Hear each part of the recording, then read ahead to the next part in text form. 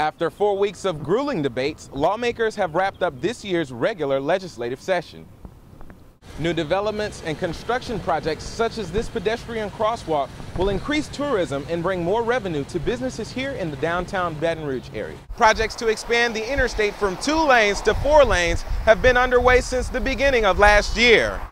Record-breaking temperatures have local residents and tourists finding many different places and many different ways of cooling off. Governor Bobby Jindal and lawmakers have fewer than 3 months to rebalance this year's $24 billion spending plan. Increments of snowfall this year have states in the South preparing for the worst.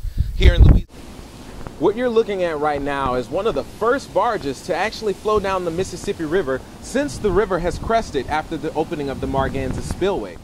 Louisiana state representatives crowded the state capitol for the 2011 regular legislative session, hoping to get answers to Louisiana's budget crunch. According to the state's Office and Planning Budget, Louisiana's budget deficit has reached over $1 billion, with the fiscal year ending on June 23rd. The state is scrambling to fill the hole with only about 10 weeks left in the budget year. The state is constitutionally required to maintain a balanced budget. Governor Bobby Jindal and lawmakers have fewer than 3 months to rebalance this year's $24 billion spending plan. Exactly how does Governor Jindal and lawmakers plan to offset this year's budget? One plan is to dip into the state's rainy day fund. The other is to sell off state prisons. Governor Jindal proposed prison sales in Avoyelles, Wynne, and Allen parishes. If sold, those 3 state-owned prisons would be owned and operated by private sectors.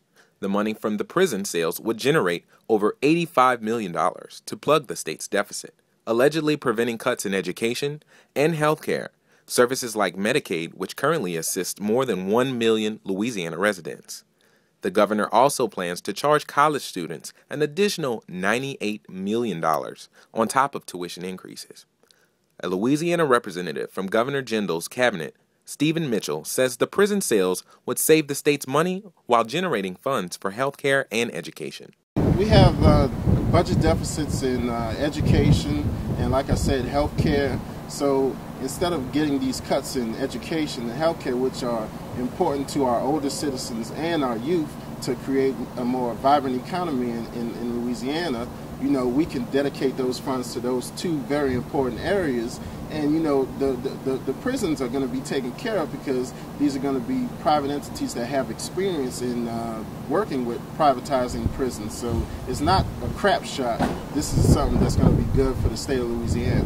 People are concerned with selling the state-owned prisons to gain one-time fast money funds.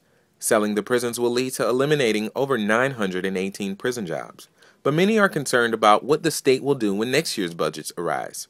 Louisiana Councilwoman of District 7, Denise Marcel, says the governor should find other alternatives than selling the state-owned prisons. The governor should look at taxing higher businesses and those types of corporations where he's saying that he's not going to tax. I mean, you're taking from the poor and you're allowing them to enjoy tax benefits that at this time we need those taxes to balance the budget. The revenue from the prison sales would be paying the government like a business. In recent discussion at the legislative session, the governor says he may hold off on prison sales until the Revenue Estimating Conference in May.